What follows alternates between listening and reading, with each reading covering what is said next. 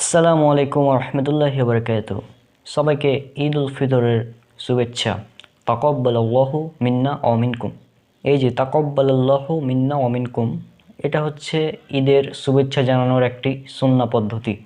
সাহাবীগণ এভাবেই একে অপরকে শুভেচ্ছা জানাতেন। এটা উল্লেখ করা আছে ফাতুল বারী দ্বিতীয় খণ্ড 446 নম্বর পৃষ্ঠায়। এছাড়াও আছে বাইহাকিতে দ্বিতীয় খণ্ডে 319 নম্বর পৃষ্ঠায়। আর এটা হচ্ছে একটি সুন্নাহ যে আমরা একে অপরকে এভাবে তাকাব্বালাল্লাহু মিন্না ওয়া মিনকুম বলে শুভেচ্ছা জানাবো। আর ঈদ মোবারক বলাটা জায়েজ, এখানে না জায়েজ হওয়ার কিছু নেই, এটা বলা যায়। তবে সুন্নাহ হচ্ছে তাকাব্বালাল্লাহু মিন্না ওয়া মিনকুম এটা বলা। এবার আজকে আমরা আলোচনা করব ঈদের দিন কিছু সুন্নাহ রয়েছে এ ব্যাপারে। ঈদের দিন সর্বপ্রথম যে সুন্নাহ সেটা হচ্ছে গোসল করা। এই হাদিসটির উল্লেখ রয়েছে মুয়াত্তা ইমাম মালিকে।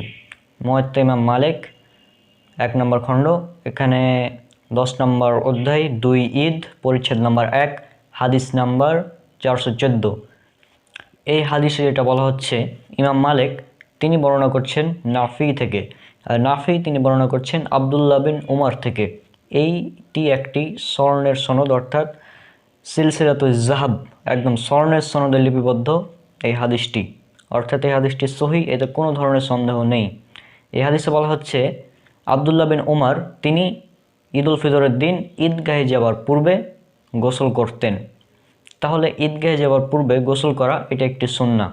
এরপর আরও একটি সুন্নাহ, সেটা হচ্ছে উত্তম পোশাক পরা এবং শরীয়ত সম্মত সাজসজ্জা করা। এই হাদিসটির উল্লেখ করা আছে সহিহ বুখারীতে কিতাবুল 2 ঈদ হাদিস নম্বর 948। এরপর ঈদের দিন আরও একটি সুন্নাহ, সেটা হচ্ছে ঈদ উল ফিতরের দিন ঈদগাহে যাবার পূর্বে মিষ্টি জাতীয় কিছু খেয়ে যাওয়া। সুন্নাহ যেটা সেটা হচ্ছে 3টি বা বিজোড় সংখ্যায় খেজুর খেয়ে যাওয়া। এই হাদিসটির উল্লেখ করা আছে সহিহ বুখারীতে কিতাবুল 2 ঈদ হাদিস নম্বর 953। এখানে বলা হয়েছে আল্লাহ রাসূল সাল্লাল্লাহু আলাইহি ওয়াসাল্লাম তিনি ঈদ উল ফিতরের দিন ঈদগাহে যাবার পূর্বে কিছু খেজুর না খেয়ে যেতেন না, আর এটা তিনি বিজোড় সংখ্যা খেজুরটা খেতেন। তাহলে যদি আপনি বিজোড় সংখ্যা খেজুরটা খান তাহলে এটা হচ্ছে সুন্নাহ, আর অন্য যে কোনো কিছু খেয়ে যাওয়া সেটা হচ্ছে জায়েজ। এরপর আর একটি সুন্নাহ, সেটা হচ্ছে ঈদগাহে ঈদের সলাত আদায় করা। ঈদগাহে ঈদের সলাত আদায় করা এবং ঈদগাহে যাওয়ার পর সর্বপ্রথম যে কাজ হবে সেটা হচ্ছে সলাত আদায় করা। আর এই হাদিসটির উল্লেখ করা আছে সহিহ বুখারীতে কিতাবুল 2 ঈদ হাদিস নম্বর 956। এরপর ঈদের দিন আরও একটি সুন্নাহ, সেটা হচ্ছে এক পথ দিয়ে ঈদগাহে যাওয়া, অর্থাৎ যে পথ দিয়ে যাব অন্য পথ দিয়ে ফিরে আসা, অর্থাৎ পথ পরিবর্তন করা।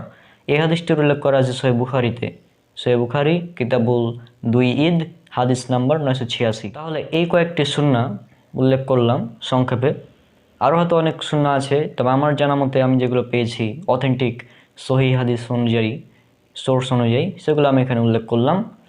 এছাড়াও আরও অনেক সুন্নাহ থাকতে পারে যেটা আমি এখন জানি না আপাতত, আমি যেগুলো জানি সেগুলো বললাম। তো এই কয়েকটি সুন্নাহ যদি আমরা পালন করি তাহলে ইনশাল্লাহ ঈদটা আমাদের খুব সুন্দরভাবে উদযাপন করা হবে।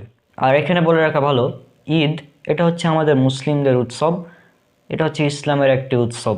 আর এই ঈদ আমাদের পালন করতে হবে ইসলামের নিয়ম অনুযায়ী।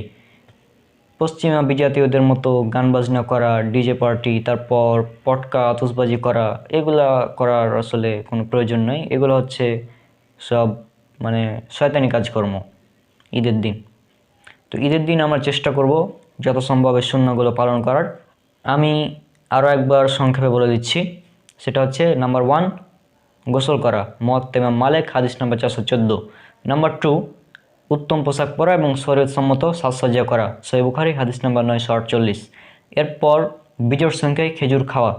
3 নম্বর বিজোড় সংখ্যায় খেজুর খেয়ে ঈদগাহে যাওয়া, এটা হচ্ছে সহিহ বুখারী হাদিস নাম্বার 953। 4 নম্বরে হচ্ছে ঈদগাহে গিয়ে ঈদের সলাত আদায় করা এবং ঈদগাহে গিয়ে সর্বপ্রথম যে কাজ সেটা হচ্ছে সলাত আদায় করা, সহিহ বুখারী হাদিস নাম্বার 956। আর 5 নম্বর যে সুন্নাহ এটা উল্লেখ করলাম, সেটা হচ্ছে যে পথ দিয়ে আমরা ঈদগাহে যাব বা ঈদের সলাত আদায় করতে যাব অন্য পথ দিয়ে ফিরে আসা, এটা হচ্ছে সহিহ বুখারী হাদিস নাম্বার 986। তাহলে 5টি সুন্নাহ আমি জাস্ট এখানে উল্লেখ করলাম। এছাড়া আরও অনেকগুলো সুন্নাহ থাকতে পারে। আশা করি সবার ঈদ অনেক ভালো কাটবে এবং ইনশাআল্লাহ দেখা হবে পরবর্তী কোনো ভিডিওতে। আসসালামু আলাইকুম ওয়া রাহমাতুল্লাহি ওয়া বারাকাতুহু।